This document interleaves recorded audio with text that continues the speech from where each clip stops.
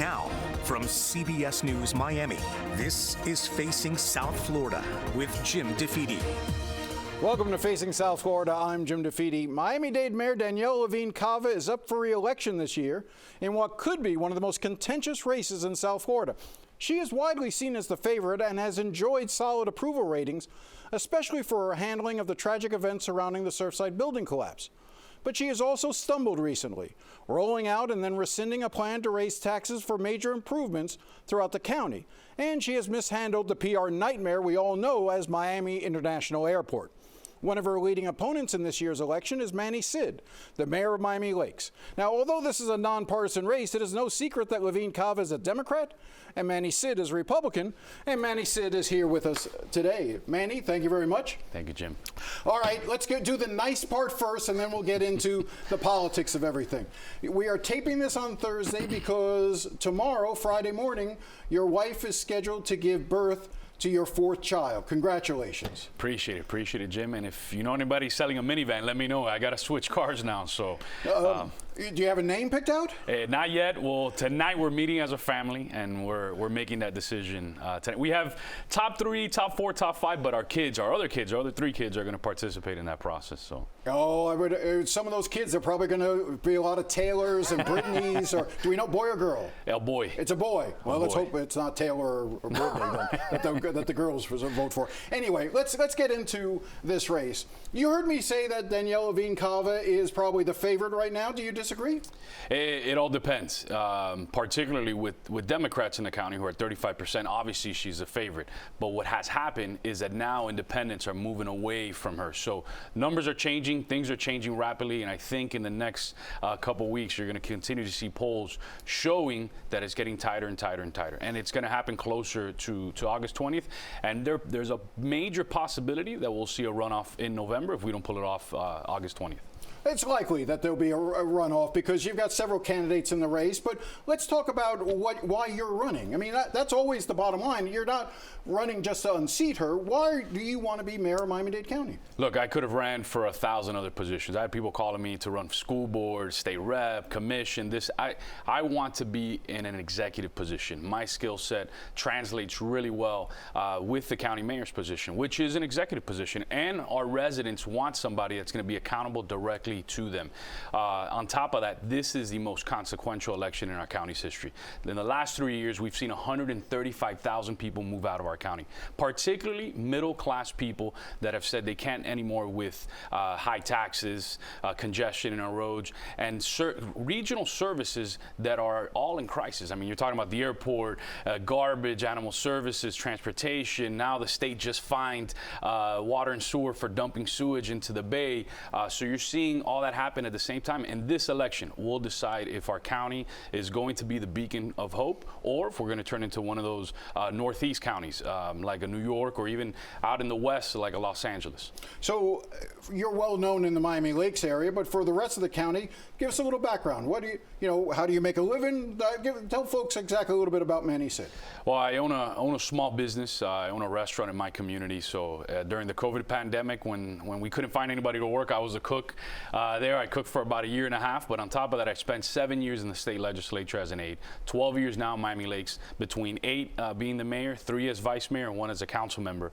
I also am an adjunct professor for speech and debate at St. Thomas University, and I teach at a small high school in Hialeah, entrepreneurship. So really busy guy. Do you have an ownership stake in an adult daycare? I used to. I sold it back in 2017 to open up my restaurant. But I did. And back then when we opened it up, we were the best adult daycare in South Florida. I was a vice mayor of the town, and I would drive our van all over South Florida picking folks up because everybody wanted to go there. I saw one of your ads recently. I think it was a digital ad. I don't know if it played on TV as well. The mail person ad where you had the people dropping off, a mail person dropping off tax notices, and you had superimposed Daniella Levine Cava's face over it, and the person opening the mailbox keels over and passes out. Obviously, it's a funny ad. It's humorous.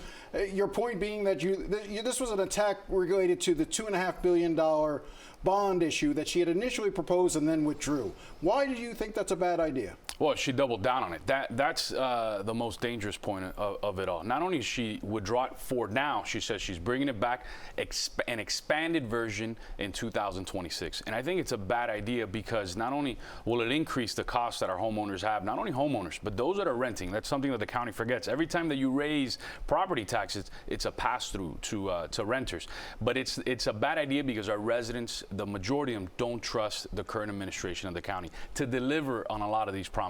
So it's a bad idea, not only because it's going to hit people's pockets, and affordability is a major issue here in Dade County, but there's no wherewithal right now in county government to deliver on these promises. But when you talk about the problems that are within the county, infrastructure issues, problems with whether it's even stuff getting dumped into the bay, the conversion of sewer, all these sorts of things that they're dealing with. You need to spend money to make the types of infrastructure improvements that are necessary, whether they're at the airport, whether they're at the seaport, whether they're in the community at large.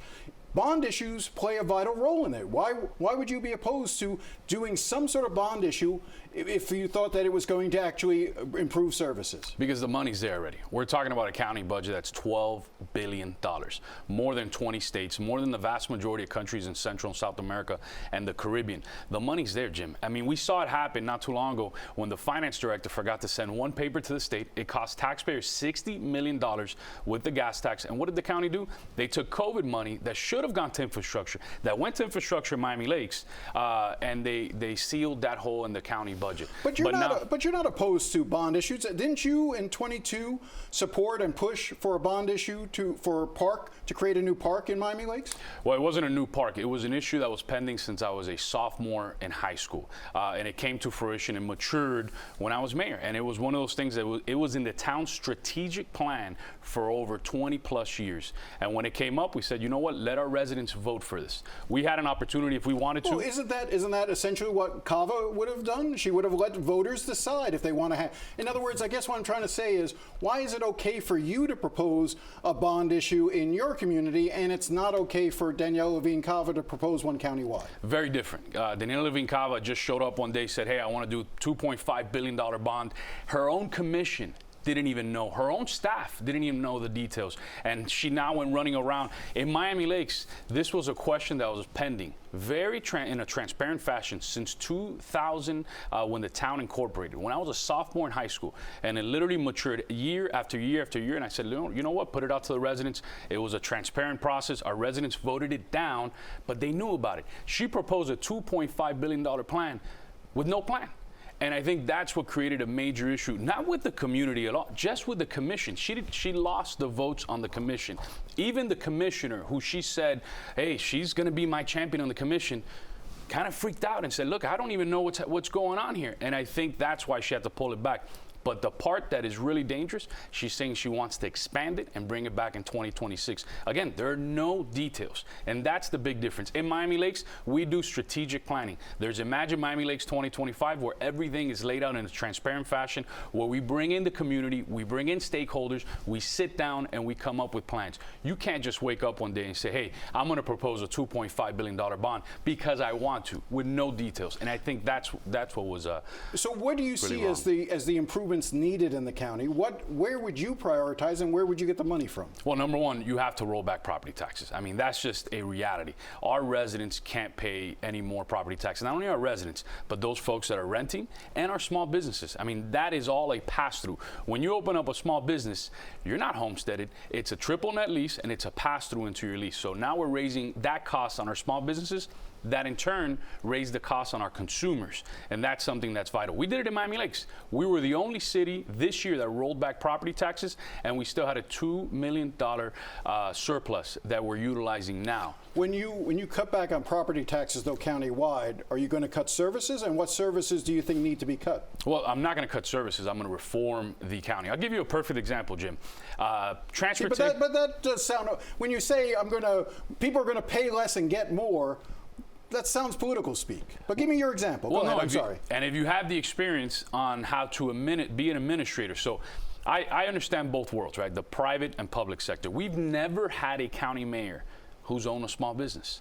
We've only had county mayors that have come from the public sector. So I'm bringing in a different perspective that we did in Miami Lakes, and it worked. So I'll give you a perfect example. Transportation impact fees.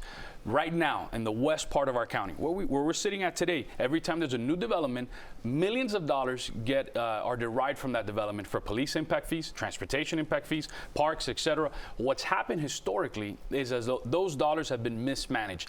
My plan is eliminate that entire process. Whenever there's a development, just say here in Doral where we're at, that money has to stay in that community to mitigate that impact. If we would have done that in the last 30 years, we wouldn't have all the issues that exist today. What happens today is that all that money goes into a central place, gets spent on engineers, on these studies, on all these different things, and no money gets invested in our community. So that's just the start of it. But we can go down the line, look, with garbage, we can go with animal services, the airport. Look, we have more money today than ever before, yet our population has stayed stagnant per the U.S. Census. Let me just jump in, because we only got about a minute left, and I want to give you a chance just to address this. Because as I said in the open, this is a nonpartisan race, but there are partisan elements to it. You are not, I mean, I will say that you are not someone who is considered an extreme Republican, but you are a Republican. Daniella Levine Cava is a Democrat. Do you see the parties playing strategic roles in this campaign? And to what extent does the fact that you're a Republican guide you versus, and do you use that as an issue against her for the fact that she's a Democrat? Well, I think the philosophical side, regardless of parties, you have a liberal and you have a conservative. A liberal. You describe yourself as a conservative. 100%. Okay. And I've governed as a conservative in the town of Miami Lakes. We only focus on those core services that help move our community forward. That's why we enjoy today the highest approval rating of any city in Miami-Dade County, because we deliver for our residents. But this race is going to be not decided so much on party, but will be on the ideological aspect that will be injected into county government. Daniella Levine Cava has injected a more liberal stance in Miami-Dade County. I'll take more of a conservative stance, where we understand the role of county government is to deliver regional services and deliver them properly, and not have this big mess where they see our homes as their personal debit cards. All right, we're going to end it here. I'm sure we'll have you back. Would you be open to debating the other candidates? Perhaps we could get something together, put it together here for the show? You let me know when. I'm in. Count me in. All right. Again, congratulations on your new boy. So thank you very much, Manny Cid. All right. When we come back, Governor Ron DeSantis weakened the state's response to climate change and cut spending on renewable energy. We'll talk to a leading climate advocate when we get back. Stay with us.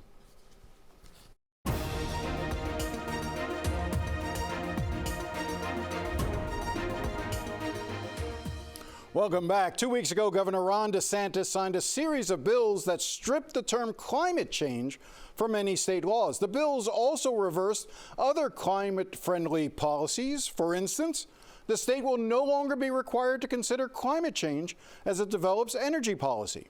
Another bill bans the construction of offshore wind turbines and cuts grants to programs that encourage energy conservation and renewable energy. Earlier this week, I spoke to Susan Glickman, who has been advocating for renewable energy in Florida for decades and helped craft many of the policies DeSantis has now repealed. Susan, thank you very much for taking the time. I look at what Governor Ron DeSantis did, and I realize that you had been instrumental for a number of years in sort of creating some of these policies that he's now tried to undo. Give me your first 30,000-foot reaction to what the governor has done. What the governor is doing by overcommitting Florida to a natural gas. We are already 75% reliant for our energy generation by fossil gas. And we bring that in from out of state. In fact, we send $74 billion a year out of state to bring in fuel from elsewhere. So if we got more efficient in the state and we relied more on solar energy and battery storage, we'd be keeping those energy dollars right here at home. So it's a concern for consumers' pocketbooks, and it's a concern for our environment and our warming planet. Now, some of this seems to be just performative. For instance, he made a big point of saying that the bills that he signed will prevent wind turbines from being just off our beaches, so we won't see ugly wind turbines, generating electric power. I don't know of anyone who was actually planning on building wind turbines off Miami Beach or any beaches up and down the coast of Florida. I don't think that was on the table. How much of this is performative, though, and how much of this do you think actually affects substantive policy when it comes to investment in renewable energy, for instance? That's right. When Governor DeSantis was running for president, we saw him take actions to slow down the electrification of transportation, for instance. So he took away, vetoed a bill that was going to allow local governments to look at the total cost of ownership when they're purchasing fleets. So a transit bus that's electric is going to save $300,000 over the life cycle of that bus. So by vetoing that bill, which passed in a completely, bipartisan manner, he's really, causing your taxes to go up. So those savings, there was transportation dollars that he wanted to send back. And yes, Florida does not have sustained onshore winds, and there is zero likelihood that anyone's going to build wind turbines within a mile to the shore. So that was really, political posturing. What's interesting is the history of this. A lot of these policies were started when Charlie Crist, at the time a Republican, was governor and was holding climate crises events and summits and talking about these issues and creating some of these policies to invest so that we weren't overly reliant on oil and natural gas in the state of Florida. When Governor Scott became Governor Scott, he repealed a lot of it and actually forbid anyone from even talking about the phrase climate change or using it in any sort of context. But when Ron DeSantis was elected in 2018, he came in, he pushed forward with a resiliency officer to talk about and deal with the impacts of climate change, not wanting to get into necessarily the question of whether it's man-made or how it's made, but recognizing that Florida is vulnerable. And so he's been given credit for focusing energy on trying to make the state more resilient by, as I said, creating a chief resiliency officer, also investing in water quality. But now we see this. How do you explain the evolution of Ron DeSantis? Well, some of it can be just chalked up to politics. But to the governor's credit, he has given out about $2.5 billion toward vulnerability assessments and looking at flooding and contending with that. But where that leaves Florida, because you cannot adapt your way out of climate change. It is the equivalent of walking into your bathroom, the sink is overflowing, and you grab those towels off the hook and you start to mop up the floor, but you never turn the faucet off. So this bill that he signed into law is going to increase gas infrastructure. And so we're already way over reliant on gas. People's bills have gone through the roof. All of the investor-owned utilities have either raised rates in the last 3 years. Both Tampa Electric and Duke Energy are coming in for additional rate increases. So it's very concerning. Even going back to when Jeb Bush was governor, it was 2005, we were 48% reliant on gas. And out of that time, they pushed bills to diversify our fuel mix by looking at, and there were about 7 proposals to build coal-fired power plants, which never happened, and also to allow utilities to charge in advance for new nuclear power plants. So that cost Florida Power and Light customers hundreds of millions of dollars, and Duke customers more than $1 billion, and they never saw any energy out of that. And I'm mentioning that now because one of the provisions in the bill that the governor just signed is to begin to explore what they call small nuclear reactors. The only small nuclear reactor project in the entire country was NuScale, and it was just canceled because the cost went up 53%. That's very, very concerning because they told us in Florida that nuclear plants would be inexpensive, $5 or $6 billion. And when they canceled the plants, they were $25 billion. And the first nuclear power plant in the country just got turned on in Georgia. It is the most expensive power plant in the world. So that is not how we want to meet our energy needs. In addition, no country in the world knows what to do with the waste. So the bill is very concerning. Everyone needs to sort of hang on to their wallet. And we need to invest in energy efficiency, solar, keep those energy dollars here at home. Yeah, let me jump in there for a second. So, all right, we're over-reliant on natural gas and fossil fuels. Nuclear is problematic because of both the cost and what to do with the waste. So what are some of the answers? You were just sort of talking about hardening homes and making them more efficient. Where does FPL, Duke Power, how are they doing in terms of making, Floridians save money by having more fuel efficiency in their homes, either through windows or other things that they can do to make their homes more efficient? Actually, they fight that. Every 5 years in Florida, we set conservation goals. And out of 53 utilities nationwide, Florida Power and Light is 52 out of 53 in offering efficiency. Tampa Electric is 40, Duke is 47. But we could meet as much as a third of our energy need by becoming more efficient and saving people money. And so that protects your pocketbook, and that also protects the environment. But we don't do that because investor-owned utilities like Florida Power and Light get a guaranteed range of a rate of return on all their capital expenditures. So they want to build power plants. So if they capture all the cost-effective efficiency, first off, they sell less electricity, which they don't want to do, but it also makes it harder for them to argue to build power plants. And remember, Florida Power and Light's parent company and Duke own a pipeline that brings gas into the state. So they want to sell gas. They want customers for their pipeline. And really that Sable Trail pipeline coming from Alabama to Orlando, Governor Rick Scott voted to speed up the permitting for that pipeline. He had an investment in the pipeline. He and his wife had almost $750,000 investment in Next Era Energy Partners, and they're starting to look at liquefied natural gas. That's why the bill provisions that talk about expanding natural gas storage facilities are very concerning. They're concerning, again, from price point and also environment. Where does solar fit into this? Solar is cheap now. Solar costs have dropped about 90% in the last decade. And of course, we are the Sunshine State, so we have, significant solar radiance. And the other piece of that puzzle is battery storage. So battery storage is starting to come on, to expand, and the costs are coming down there as well. So that's important. So energy efficiency is 24/7.